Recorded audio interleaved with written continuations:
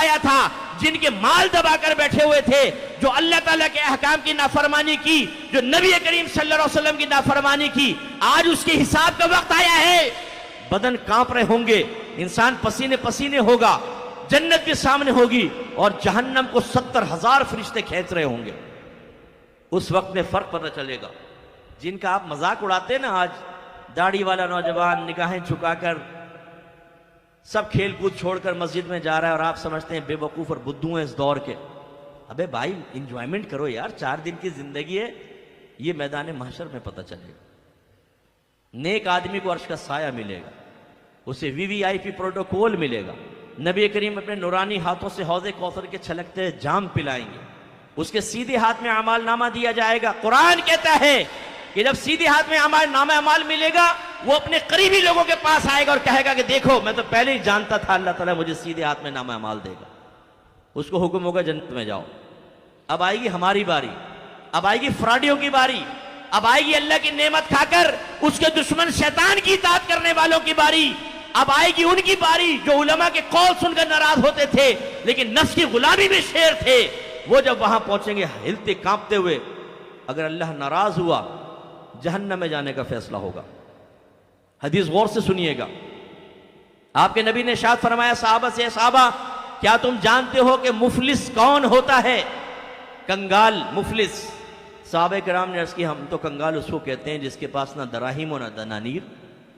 سرکار نے فرمایا لیکن میری امت کا مفلس وہ ہوگا جو بروز قیامت بہت ساری نیکی لے کر آئے گا، زکوٰۃ بھی ہوگی، نماز بھی ہوگی، حج بھی ہوگی، صدقات بھی ہوں گے، لیکن اس نے کسی کو مارا ہوگا، کسی کو گالی دی ہوگی، کسی کا حق دبایا ہوگا، کسی کے ساتھ اور دوسرے معاملات کیے ہوں گے، تو اس کی کچھ نیکیاں یہ لے جائے گا، کچھ نیکیاں یہ لے جائے گا، کچھ نیکیاں یہ لے جائے گا، حتیٰ کہ اس کے نام اعمال میں کوئی نیکی نہیں رہے گی تو اللہ تعالیٰ اس کو جہنم میں ڈلوا دے گا۔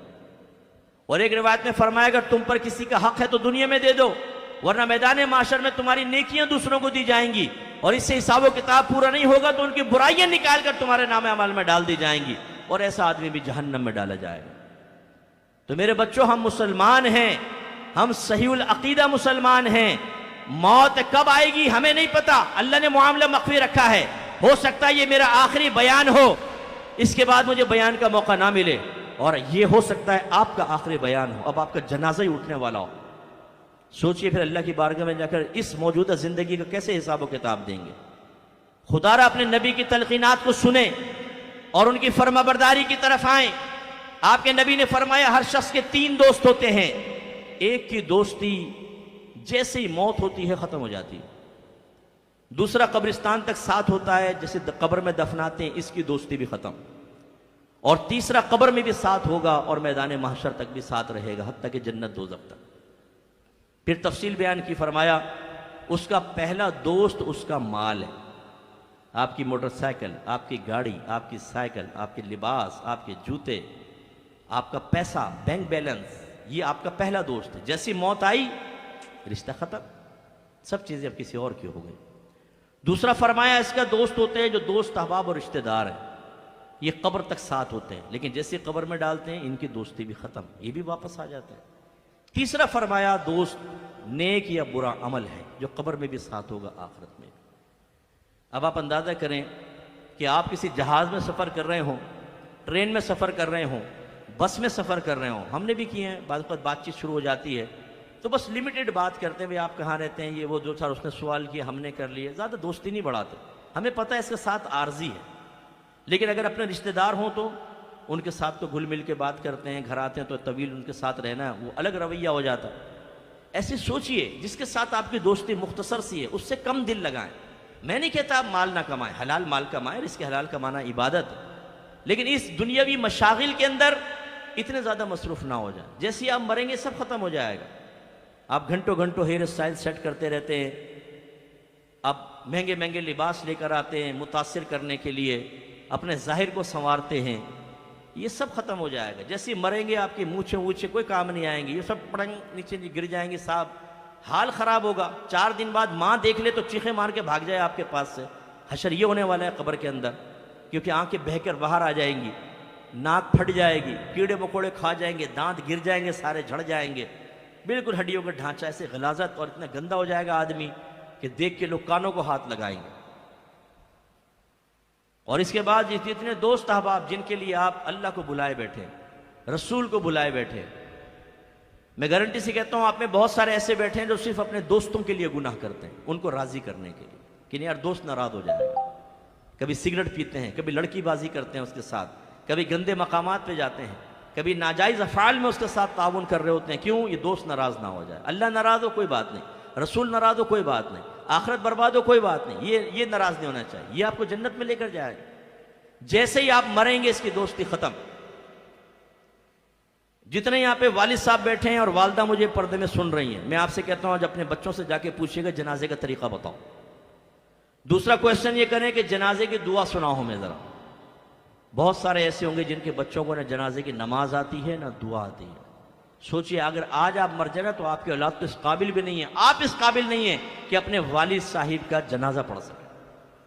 ہم نے دیکھا ہے دوسرے جنازہ پڑھ رہے ہوتے ہیں، بیٹا تکبیر لگا کر دائیں بائیں دیکھتا ہے، جیسے لوگ کر رہے ہیں ویسے کرتا ہے، اور نیت کیا کرتا ہے؟ جو نیت امام کی وہ میری، اسے نیت تک کرنی نہیں آتی۔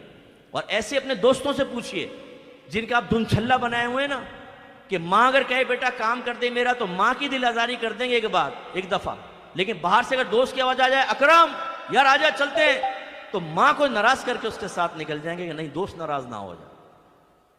ان سے پوچھیں جا کر، ان سے وعدہ لے کہ اگر آج میں مر جاؤں کتنی مرتبہ آؤ گے میری قبر پر؟ مجھے یقین ہے جھوٹا وعدہ ہوگا، کر لیں گے جھوٹا وعدہ ہوگا، ایک دفعہ بھی نہیں آئیں گے آپ کی قبر پر، یہ جنازہ تک نہیں پڑھیں گے۔ میں نے ایسے جنازے دیکھے، میں بڑا مشاہدہ کا بہت گہرا مشاہدہ رکھتا ہوں، جگری یار سائیڈ میں کھڑے ہوئے ہیں، لوگ جنازہ پڑھ رہے ہیں، اور ان سے پوچھے کیوں نہیں پڑھ رہے؟ وہ جی ناپاک ہیں ہم۔ ایسے ناپاکوں سے دوستی رکھتے ہیں آپ کہ جو آپ کے جنازہ تک پڑھنے کے لیے تیار نہیں ہے، کیا ہوگا پھر؟ اس لیے خدا را اللہ اس کے رسول کی اطاعت کی طرف آئیے۔ صحابہ کرام علیہم رضوان اللہ کی بارگاہ میں اتنے مقبول کیوں ہیں؟ اس کی وجہ بتاؤں میں۔ اگر میں کہوں وہ عاشقان رسول تھے، آپ کہیں گے یس، اور سب سے بڑے عاشق رسول تھے، آپ کہیں گے یس، تو ان کے عشق کی علامت سب سے بڑی بتاؤ کیا تھی؟ دونوں کا ایک ہی جواب ہوگا، نبی کی اطاعت۔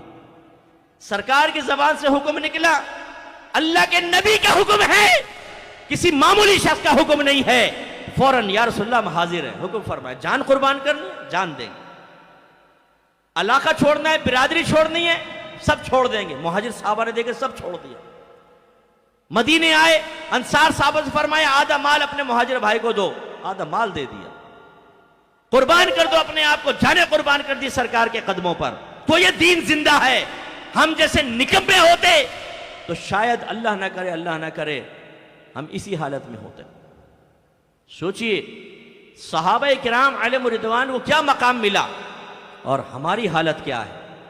اس لیے میرے بھائیو آئیے، اطاعت کے بغیر کچھ بھی نہیں ہوگا۔ اگر آپ کے نامہ اعمال میں کبیرہ گناہ لکھے جاتے رہے اور موت کا فرشتہ آ گیا اور توبہ کی توفیق بھی نہ ملی تو پھر کچھ بھی نہیں ہو سکتا۔ پھر کوئی اور دنیا ایسے نہیں ہے جس میں آپ اللہ کے نبی کی اطاعت کر کے راستہ پالیں۔ مروت کی طرف آئیں، مروت کی طرف۔ میں آپ سے ایک کویسچن کراتا ہوں پھر اپنا بیان ختم کرتا ہوں۔ ایک باپ کے دو بیٹے ہیں،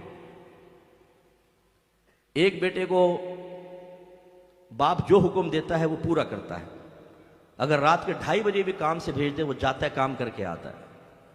اگر باپ کہے بیٹا میرے پاس بیٹھ جا، اور بیٹے کا دل چاہ رہا ہے دوستوں کے پاس جانے کو، کہتا ہے نہیں میں دوستوں کو بعد میں دیکھوں گا، میرے والد صاحب ہیں ان کے پاس بیٹھ جاتا ہے، ہر حکم مانتا ہے، ان کی پسند ناپسند کا خیال کرتا ہے۔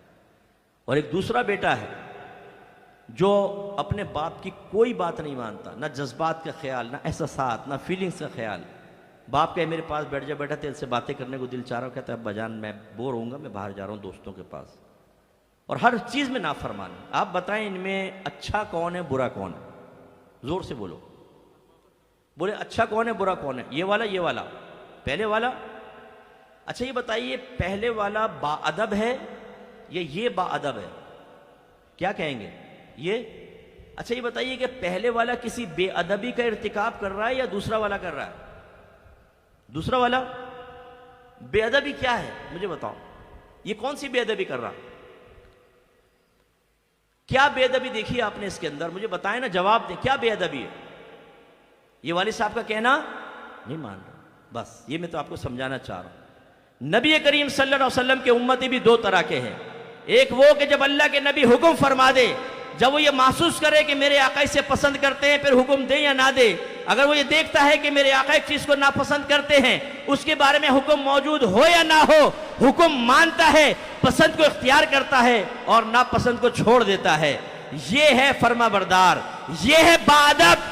اور جو نبی کریم صلی اللہ علیہ وسلم کے احکام کو سن کر پھر اپنے نفس سے سوال کرتا ہے، اپنی بیوی سے پوچھتا ہے، اپنے باپ سے پوچھتا ہے، اپنی ماں سے پوچھتا ہے، شیطان سے مشورہ کرتا ہے، دوستوں سے اور دنیا سے مشورہ کرتا ہے کہ مانو نہ مانو، اور اگر وہاں سے حکم آتا ہے کہ نہیں ماننا اور نہیں مانتا، تو پھر یہ بے ادب ہے کہ نہیں ہے، یہ گستاخ ہے یا نہیں ہے، یہ نافرمان ہے یا نہیں ہے؟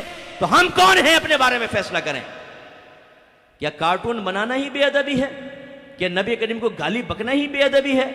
کیا اس میں بے ادبی کا کوئی پہلو نہیں؟ آپ نے خود ابھی کہا ہے کہ اللہ کے نبی ارشاد فرمانا ہم کہنا نہ مانا، یہ کوئی بے ادبی نہیں ہے۔ اور ایسا بے ادب اور گستاخ آدمی ہو اور پھر یہ کہے کہ غلامی رسول میں موت بھی قبول ہے، جو ہونا عشق مصطفیٰ زندگی فضول ہے، اس سے بڑا ڈرامہ اور کیا ہوگا بھائی؟ بالکل ایسے جیسے یہ نافرمان بیٹا کہے کوئی بات نہ مانے، ناپسند کا کوئی خیال نہ کرے، اور کہے کہ ابا جان آپ کے لیے تو جان قربان، مال قربان، بیوی بچہ قربان۔